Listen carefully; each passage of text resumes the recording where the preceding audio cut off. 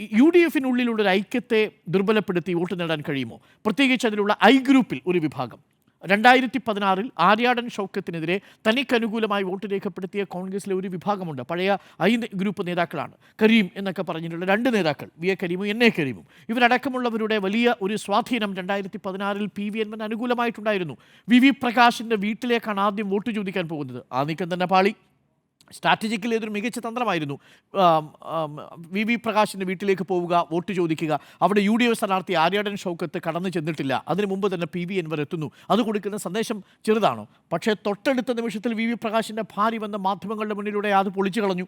എന്താ പറയുന്നത്? വളരെ കൃത്യമായ ക്ലാരിറ്റി വന്നു. ഇനി വി വി പ്രകാശിൻ്റെ പേരിലുള്ള അടവുമായി ഇറങ്ങേണ്ടതില്ല എന്നാണ് പി വി എൻവറിന് കൊടുത്ത സന്ദേശം. അപ്പോൾ ആദ്യത്തെ ഘട്ടത്തിൽ എൽ ഡി എഫിൽ നിന്ന് ആരെങ്കിലും പിടിക്കാൻ കഴിയുമോ എന്ന ചോദ്യത്തിന് പിണറായി വിജയനിലേക്ക് ആ വാദം എത്തി നിൽക്കുമ്പോൾ ഇടതുപക്ഷത്തിനെതിരെ, മാർക്സിസത്തിനെതിരെ, കമ്മ്യൂണിസ്റ്റ് പാർട്ടിക്കെതിരെ നിലപാട് രേഖപ്പെടുത്തുമ്പോൾ പാർട്ടിയിൽ നിന്നൊരാളും പി വി എൻവറിനോടൊപ്പം നിൽക്കുന്നില്ലെന്ന് മാത്രമല്ല, ആദ്യഘട്ടത്തിൽ സംശയിച്ചു നിന്നവർ പോലും പി വി എൻവറിൽ നിന്ന് അകലം പാലിക്കുന്നു.